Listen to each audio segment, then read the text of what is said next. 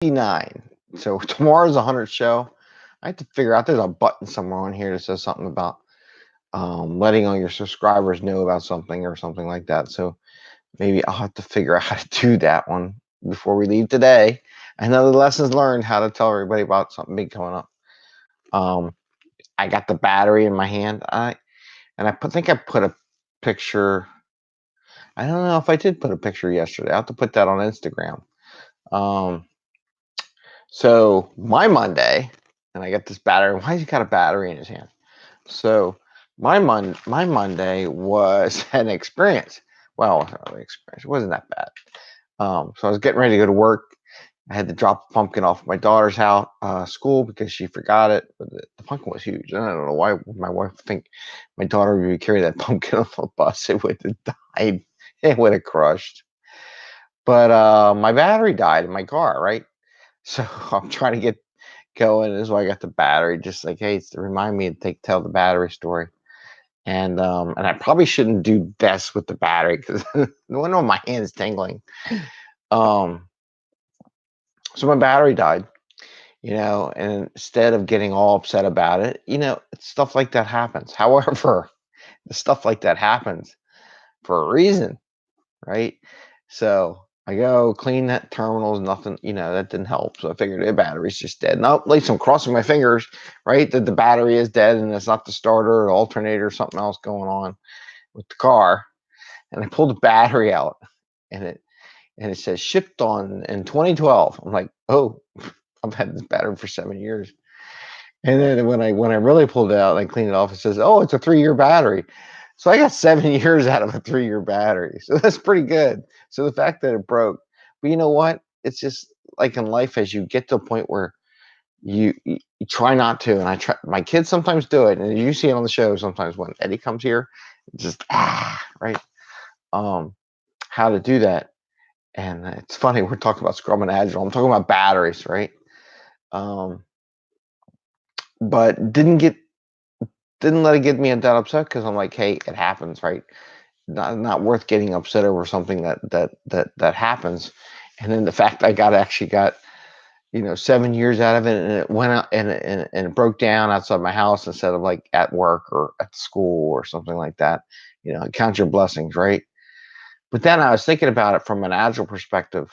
You know, um, it could have been prevented, right? So maybe after 4 years, change out the battery.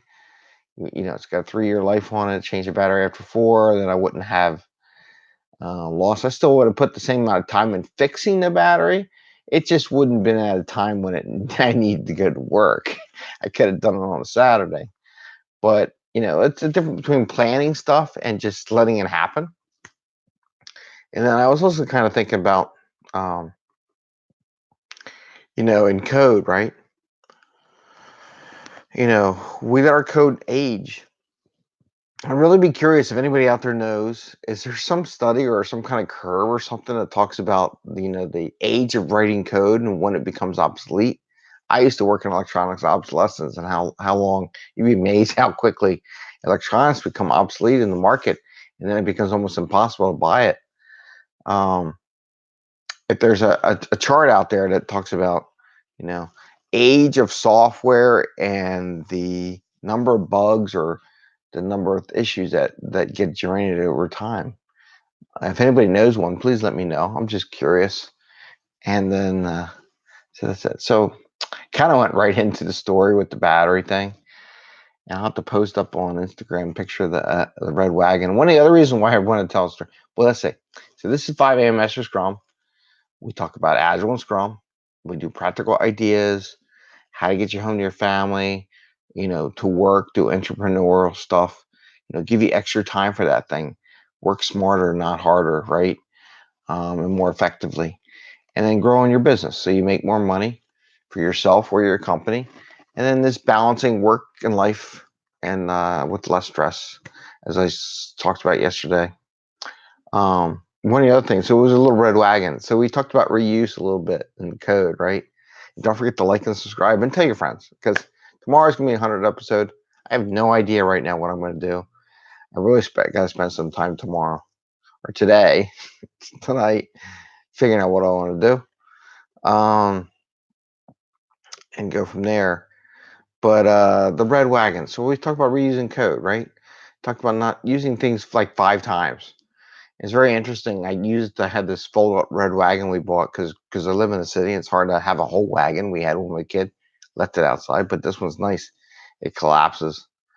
But it's not only to pull the kids around. Apparently now it's used to pick a battery to Pep Boys around the corner, get it and bring it back, and also helping out. So I had enough. I wasn't in a rush. I wasn't like killing myself. It wasn't like I gotta get it done. Some old guy with the walker. Apparently his battery died on Monday too. What a Monday, right? Battery dying on Mondays. So I helped him get his battery to his car with my little wagon. So kind of helped a buddy or somebody I did, some stranger. But also then the beer trips. There's a picture of Bubbles. I have to put that. I'll put the picture of the Bubbles. Multiple use for the red wagon.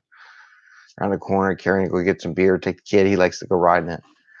So that one wagon, besides what it is, just has multiple uses and used all the time.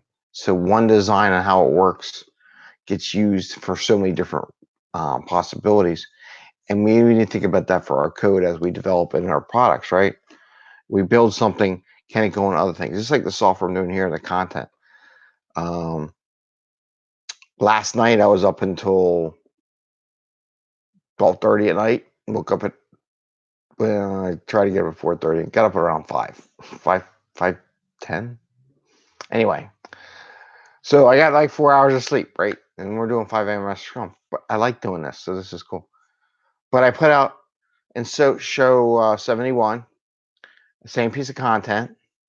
I broke it down into 3 pieces on anti-bullying because apparently last night, and I think during that show, I asked my kid, he was like, no bullying. I'm like, what's with the no bullying thing? I don't know. Maybe they start talking about it because apparently October is anti-bullying month. And I didn't realize that until I went to a home and school meeting last night.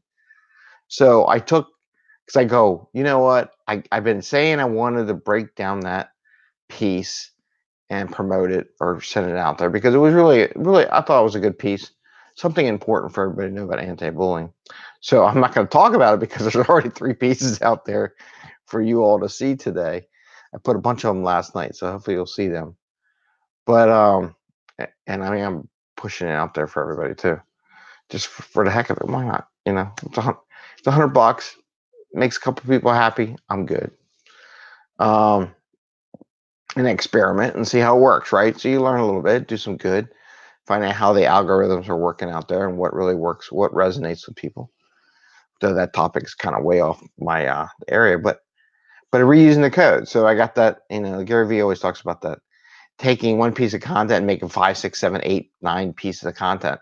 I very well could have done that. I just kept it at like 3, a big one, 2 little pieces, one about Scrum Masters, one about leadership, one that included all of it, and posted them all last night. And the reason why I did that because I wanted to get it out before the month end. Everybody knows what it was. And but reusing it, right? So you put some code and it has value more just by reusing it in other ways. So we need to think about that in the Agile concept is, working code over, documentation. Do I need the document? No, I just need to spice the same code and spread it out different networks. So Twitter was giving me a headache yesterday. Twitter did not want to take the videos. I don't know why, and I had to find out why. But Twitter was just being a pain. Maybe I just need to put links up. Maybe I'll do that. Might be the only solution. So anyway, so we talked about this morning, first thing, and we're going to talk the next thing about coaching consistently. But I just want to kind of cover. We talked about the battery story, and it went from a whole line of things like when does your software code expire, and also the reuse of something for multiple purposes, like the little red wagon. Think of your code. Here's a visual. Think of your code as a little red wagon. Every little module you make is that little red wagon. How many things can you use the little red wagon for? You got to ask you about your code. Can I use it here? If I adopt it, if I write it in a certain way, can I use it here, here, here, here? Like if you were to write an automated test script for logging in, which is, you'd be amazed how many issues with logging in I've seen over the years. And you'll always, it's funny. I'm going way off on tangent, right? Oh, we're at 10-minute mark. If you ever read a language computer programming book, the very first exercise in every computer programming book is logging in. It's a very simple thing. You enter in some data, it takes it, and gives you a message coming out, right? But you'd be amazed how many systems, login systems, do not work. And no matter where I go, they have issues with freaking login. I just laugh. Okay, I'm way off target. That's what you get for 4 hours of sleep, right? You go on rants. Anyway, so we talked about those. So here in the 99th episode, and tomorrow will be the 100th episode. Please like and subscribe and tell your friends. Share our thing tomorrow. Can use all that, shares we can get. Just spreading the word and see if it's value. Give me comments back, right? Give me comments on the 100th episode. Anything you want to talk about. As a coach, I want to talk about being consistent. And across teams is very fundamental. There are times when people come to me and says, well, Agile coach said, like, especially when I work with multiple Agile coaches. And there's a lot of reasons. I'm going to tell you why. So if you're an Agile coach or a Scrum Master, it's very important to be consistent in what you say and what you do. And don't be all willy-nilly and going all over the place. And I better mute this because it's probably going to go off, right? And what you say, because you're going to get thrown off and your teams are going to get confused. Some people go, oh, you could do that. And I'm kind of big on not reacting right away and trying to solve it. I mean, we coach everybody to do, right? Don't try to solve it right away. Take some time, talk to some other people, talk out your solution, and make sure it really makes sense. And can it be applied? Boy, these things all relate to each other. Can it be applied to multiple teams and multiple people in multiple places? And if then maybe you have something really good to use and made it good to implement. If it's only for that one team, but if it's something that can apply to other ones, you got to think of it that way. If I coach this way, can I apply that technique or that idea to multiple teams? Do I need to tweak it just a bit so it applies across the enterprise coaching, full stack coach, right? Man, I got to write that down. That was a great idea. That guy, I'm trying to get him a job. I was trying to plug him yesterday. Another place I work at was interviewing this guy I met, and a real nice guy. And we're connected on LinkedIn. So you're good job. I hope you win. Was it Sean? Hope you get your job. Anyway, so that's what an enterprise coach does. Looks at something and applies it consistently across the board. And it's important to figure out how you want to be consistent too, because there's lots of times when people say, well, the Agile coach said such and such, and like, look in the back of my brain. I would have never said that in my entire life. So I know it wasn't me. So because in your brain, right, if you're not consistent, you send all these variables, you have no idea or you can't remember what you coached every team there is. But if you consistently coach pretty much on target, like what I do with Scrum and Kanban and Agile techniques, I'm pretty fundamental. When I coach people, it's not some fancy dancy thinking thing. It's very fundamental. And I can tell people, and they just look at me, well, yeah, maybe you didn't say that because I didn't say it. And they're like, yeah, well, yeah, maybe not. But by being fundamental, it's kind of saying the same thing. Why? You tell them why you're doing it.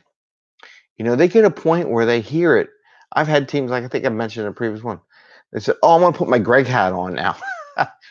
That's the best comp. You know what? As a coach, for people in your team say, I'm going to put the Greg hat on, greatest compliment you'll ever get as a coach, because they know what they're doing is probably not right, because it's triggering us. Okay, I want to be Greg now, and Greg's going to tell me because I was so consistent in saying, this is going to hurt you and you're going to pay for it. And then they feel the pain and they go, okay, guys, I'm going to be, and I don't have to what's great I coached a team, and it didn't take that long to coach them that way.